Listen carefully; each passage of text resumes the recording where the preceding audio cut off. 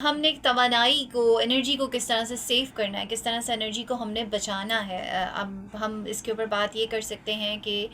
Air conditions जो आजकल हमारे यहाँ मोस्टली सारा सारा दिन चल रहे हैं, उनको हमने किस तरह से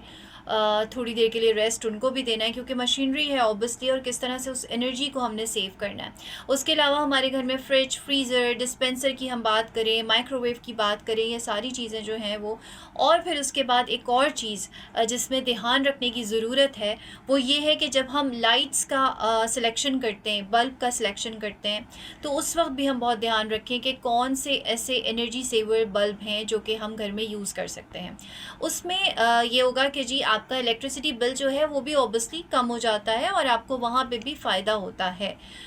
ये सारे घर में एक प्लानिंग होनी चाहिए कि कहाँ पे कितना आप मिनिमम पे जा सकते हैं। उसके अलावा जी आजकल सर्दियों में ऐसा होता है कि हम लोग अक्सर फ्रिज, फ्रीज़र और ये सारी चीज़ें कुछ देर के लिए या रात के वक्त बंद कर देते हैं, लेकिन गर्मियों में ऐसा नहीं कर सकते, क्योंकि चीज़ें जो रखी हुई होती हैं वो फ्रिज में, वो ऑब्वियसली ख़राब होने का डर होता है कि वो ख़राब हो जाएंगी। तो जी इसमें भी बहुत सारी ख़वातीन का बेसिकली जो है वो एक ये सुघड़ापा कह लें, या कि वो कितना आपने खाना बनाना है, आप थोड़ा कम क्वांटिटी में बनाएं, इतना बनाएं कि वो ख़त्म हो जाए। रोटियां आप इतनी बनाएं कि वो उस दिन ख़त्म हो जाए, वो बची ना रखी रहें। तो आप कुछ ना कुछ देर के लिए अपने फ्रिज और